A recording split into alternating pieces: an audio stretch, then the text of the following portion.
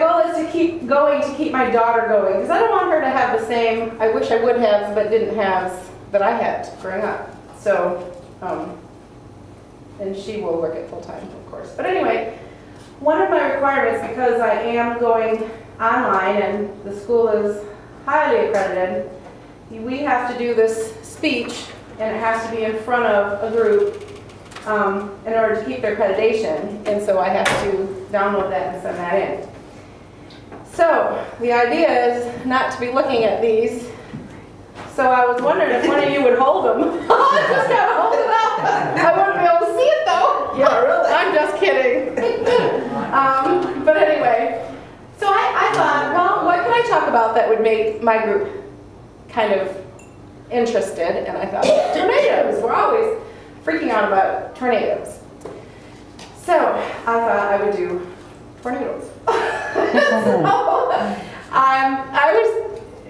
I kind of thought of a scenario, and I thought, you know, we're in our homes, and it's 9-ish o'clock, and we're ready for bed, but gosh, the weather's just been sort of funny. So we got the TV on, and all of a sudden we hear the sirens at the same time that we see. I'm getting goosebumps on my face. As soon as we see this weather broadcast come over the television.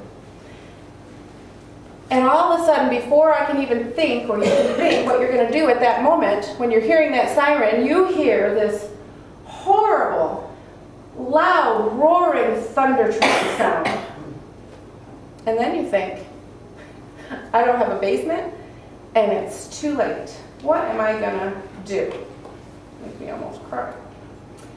Well, if I could tell you, beyond a shadow of a doubt, with absolute certainty, that you don't have to worry about that in Holland, would that make you happy? Well, I can't.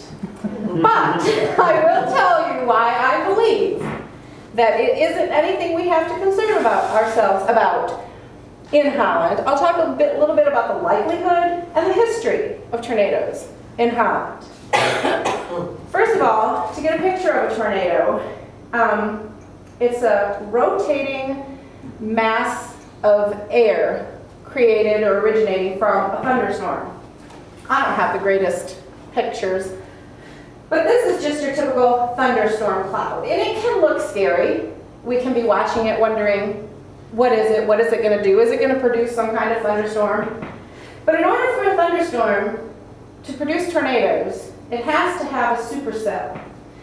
What a supercell is a tornado that has, a thunderstorm that has 3 characteristics. And without these 3 characteristics, it won't make a thunderstorm. All 3 of them have to be present. What those characteristics are, is my scenario. Mrs. Cool Canadian Air meets up with Mr. Hot Gulf Air, and they meet at the skyline. And the skyline is actually a place where the humidity level sharply changes. So you got your cold air and your hot air meeting up with some moisture, right? And I liken it to, you know the old saying that opposites attract? Well, in this case, they do. And then when opposites get together, they fight. Sometimes they have little fights and they break up real quick. And sometimes they have big fights, and they take the whole family down with them. Now, the scale that they use is called the Fujita scale. We'll just simply stay with F. It's a lot easier for me to say. Now, the tornadoes, with the F0 to F1, they're 70% of your tornadoes, people. They're nothing tornadoes. 70%, we're talking the whole United States, okay? F2s and 3s are 29% only of your tornadoes, which are your kind of medium to tornadoes, cause 30% of your deaths. The F4s and F5s, the really bad fights between the airs, they're only 1% of your tornadoes, 1 little percent. And that's not very many when you're encompassing the whole United States. They do produce 70% of your deaths. But it's nice to know that as the severity increases, the likelihood decreases along with that. So that's comforting.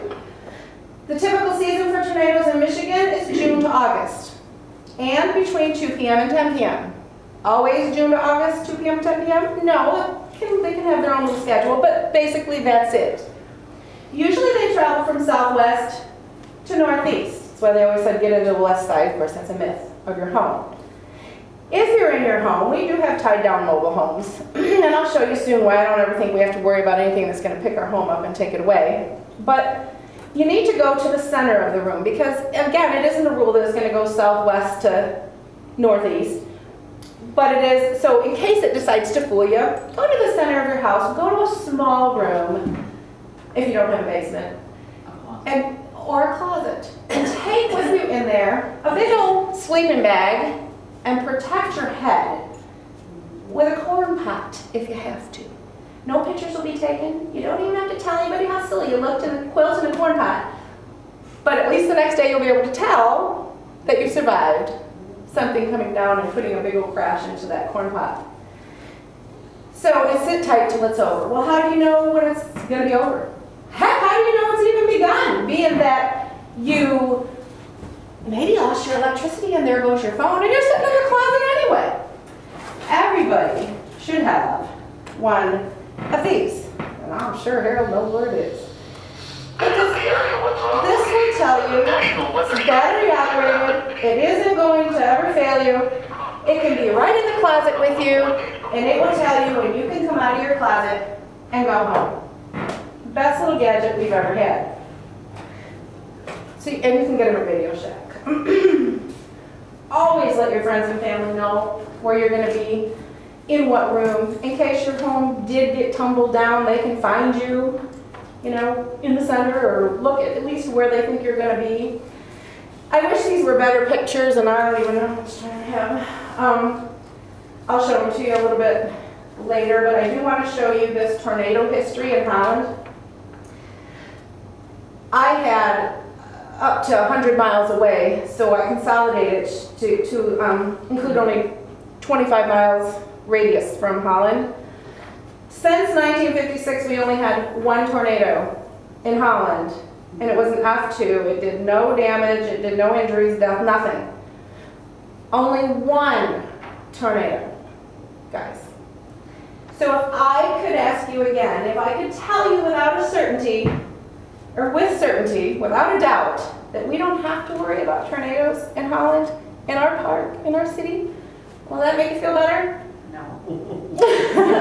Well, I think it could, but the likelihood of it is slim. No, but you don't want to get insecure. And as soon as you say, if I said I could, then Murphy's Law would bring one tonight. So I'm not going to say it won't ever happen, but the chances of us ever having one that's going to be of any significance is just, I don't believe ever going to happen. I think we're in a safe haven, and it has to do with how we are on the lake. So that's another story in itself. But thank you for listening to my little presentation, and Mrs. Page, I'll be talking to you. Good job. Oh, Yes. and a star was born. Yeah. Let us know what grade you got on that. I will.